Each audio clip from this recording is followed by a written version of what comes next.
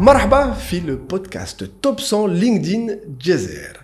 On a fait ce podcast pour vous donner un maximum de conseils pour prendre la parole sur LinkedIn. Et pour ça, aujourd'hui, on accueille la numéro 12 du classement Top 100 LinkedIn, c'est Shainez. Marhaba Shainez. Merci, marhaba Ibad, comment ça va? Ça va, alhamdoulilah. Super. Shainez, qu'est-ce que tu fais dans la vie? Donc, je suis consultante en recrutement au sein d'un cabinet de recrutement, donc Tri Emploi. Voilà, donc c'est ma profession, donc je fais du recrutement. Donc LinkedIn, c'est ta plateforme. Exactement, voilà. Et quand est-ce que tu as commencé, toi, à partager sur LinkedIn? À partager sur... Donc, j'avais un compte LinkedIn auparavant, mais réellement, j'ai commencé à partager en fin 2020, début 2021, dès mon intégration Dans le cabinet. le poste, le poste chargé recrutement ou la consultante recrutement. C'est là où j'avais commencé vraiment à partager sur LinkedIn. Tu partageais quoi? Je partageais des offres d'emploi qu'on avait sur notre cabinet, donc je les partageais régulièrement sur ma plate. Donc au début, c'était uniquement des offres d'emploi. Et aujourd'hui? Aujourd'hui, donc j'ai deux types de contenus. Donc il y a des offres d'emploi, je publie toujours des offres, mais aussi il y a une autre catégorie de contenu. Donc c'est tout ce qui est conseil aux candidats, accompagnement des candidats, des astuces pour réussir son entretien, bien faire son CV. Donc Ah là, t'es plus sur du contenu qui est formatif. exactement. Et quel est l'impact aujourd'hui sur ton compte? Est-ce que tu es très sollicité? Est-ce que tu reçois beaucoup de messages? Oui, bien sûr. D'ailleurs, donc, je reçois des centaines de messages journaliers. Parfois, j'arrive même pas à répondre à tous les messages. Ça me demande beaucoup de temps afin de répondre à tous les personnes. Et parfois, je réponds pas. Donc, c'est en relançant, donc, je réponds à leurs messages.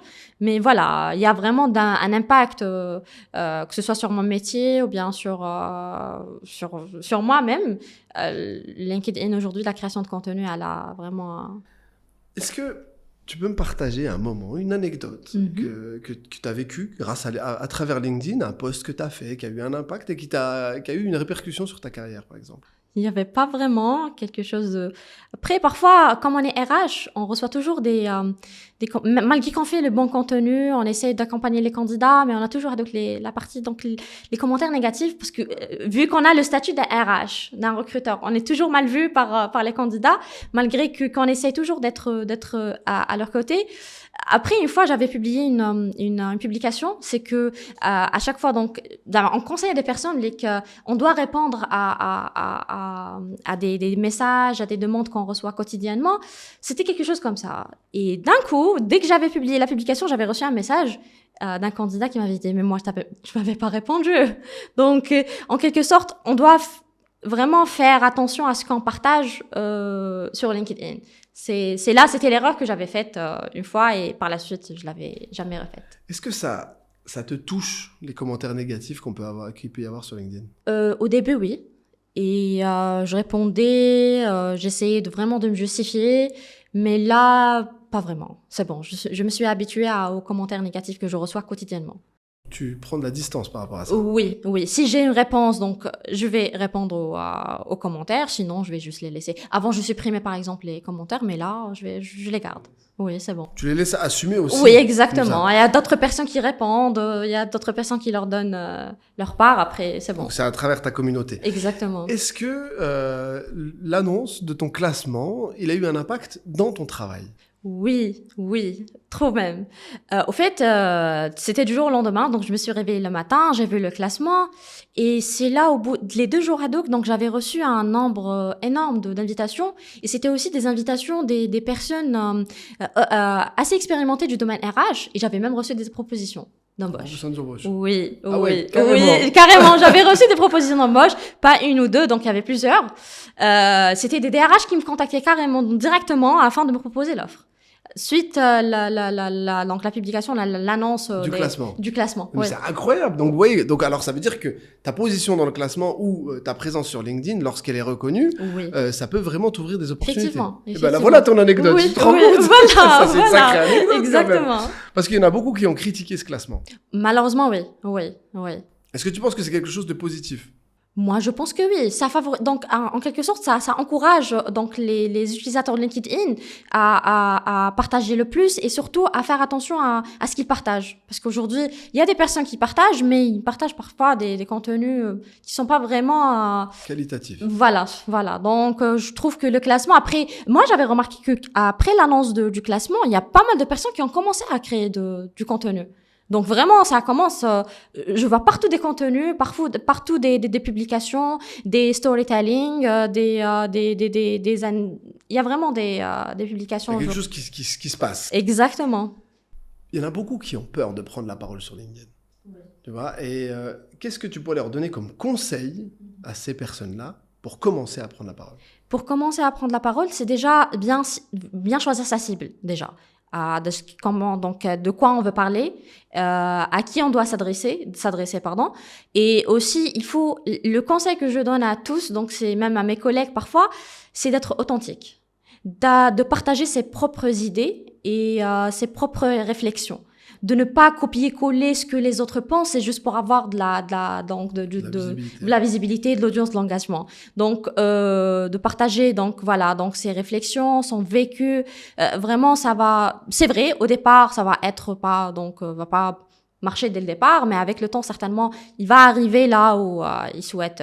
Donc, rester authentique, simple, et bien sûr, choisir un langage par rapport à la cible, surtout.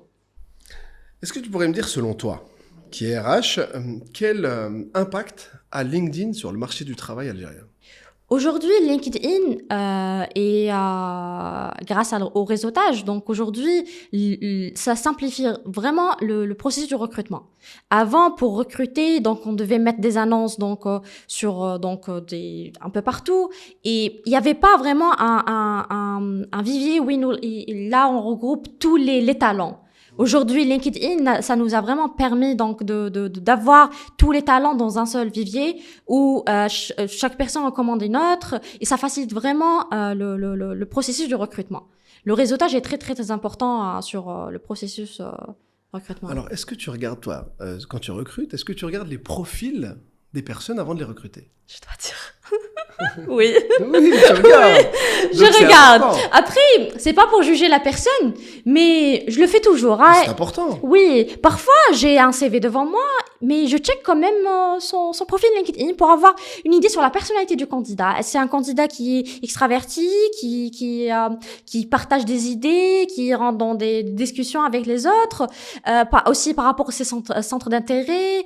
Est-ce que parfois les commentaires et tout, les publications, ça donne une idée sur. Après, je les juge pas selon leur profil LinkedIn, mais j'aurais à peu près une idée. En fait, ça te permet de travailler l'entretien avant de le recevoir. Oui, exactement. Tu peux avoir une idée. Moi, j'aime bien dire que c'est le nouveau CV LinkedIn parce que tu partages tes expériences et tout ça, mais la chose qu'on a de supplémentaire, c'est tout ce que tu as dit, c'est d'avoir une idée sur la personnalité de la personne, son engagement. Moi, je dis beaucoup à certains de mes employés, je leur dis, écoute, je t'ai embauché parce que je voyais que tu parlais de ton entreprise. Surtout, ouais. Du coup, ils deviennent ambassadeurs de leur propre entreprise. Voilà, exactement.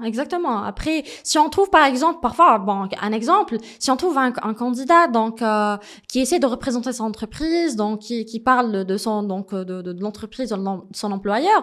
Après, il y a certains qui parlent toujours de leur employeur d'une façon négative. Donc là, on a à peu près une idée sur le candidat, que c'est un candidat que on peut le recruter, mais il y a toujours un risque que l'information circule un peu partout sur LinkedIn. Mais c'est intéressant. Je vais te poser plusieurs petites questions et tu vas me donner ton sentiment sur l'utilisation ou pas de certaines choses. Est-ce que tu es pour ou contre de l'utilisation d'emojis sur LinkedIn? Pour moi, oui. Pas de souci. Oui, au contraire. Quelle est la chose que tu ne supportes pas voir sur LinkedIn? Le contenu hors LinkedIn, donc contenu hors des autres réseaux sociaux qu'on retrouve sur LinkedIn. Oui. Ok, ça m'arrive moi. Oui, mais après, il y a des contenus qu'on ne doit vraiment pas voir sur LinkedIn. Est-ce que tu vas sur LinkedIn le week-end? Oui, je suis 7 sur 7 sur LinkedIn. 24 sur LinkedIn. Oui, sauf les heures de sommeil, mais je suis tout le temps sur LinkedIn. Alors, je vais plutôt te dire quand est-ce que tu n'es pas sur LinkedIn? Quand je dors. Ou bien quand je suis en entretien. D'accord. Voilà. Est-ce que tu me l'as dit, mais est-ce que tu arrives à répondre à tous les messages privés sur LinkedIn? Pas tous. Qu'est-ce que tu penses des gens qui partagent des photos de vacances sur LinkedIn? Voilà, c'est le type de contenu que j'aime pas sur LinkedIn, voilà. Oui. La lifestyle, donc tout ce qui concerne donc la vie personnelle, je vois pas l'intérêt de le partager sur si c'est pas relié au voilà, business. au business, à son métier, ou là de donner un exemple, je pense pas que c'est nécessaire de... Comment tu gères les haters du coup? Généralement, soit je réponds, donc j'essaie voilà, si vraiment donc ils ont une idée sur moi, donc je vais leur expliquer qu'ils avaient tort, mais sinon je les ignore. Tu bloques? Oui. Quel est le meilleur conseil que tu peux donner à quelqu'un qui cherche du travail sur LinkedIn?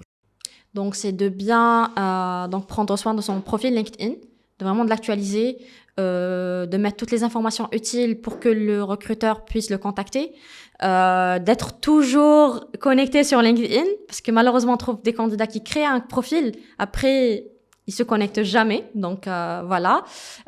Essayez vraiment de participer à des sujets, des publications qui ont en relation directe avec votre formation, afin d'avoir une certaine visibilité, afin que les recruteurs vous retrouvent facilement sur ce réseau.